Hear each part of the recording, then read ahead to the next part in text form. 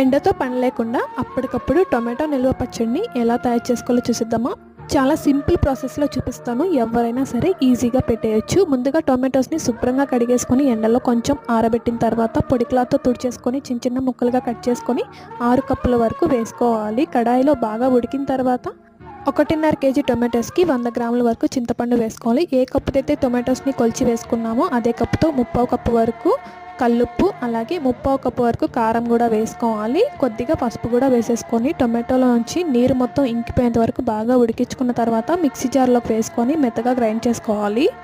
తాలింపు కోసం 1 కప్పు ఆయిల్ని వేసుకోవాలి. అలాగే 2 స్పూన్ల వరకు ఆవాలు, తాలింపు గింజలు కూడా వేసేసుకున్న తర్వాత ఎండుమిరపకాయలు, కరివేపాకును కూడా వేసుకొని బాగా వేగిన తర్వాత వెల్లుల్లి రెబ్బల్ని కూడా వేసేసుకొని టొమాటో పచ్చడిని కూడా వేసేసుకొని వేయించుకున్న ఆవాలు, మెంతుల పొడిని 2 స్పూన్స్ వరకు వేసేసుకొని బాగా కలిపేసి 4-5 నిమిషాల పాటు మీడియం ఫ్లేమ్లో ఉడికించుకుంటే టొమాటో నిల్వ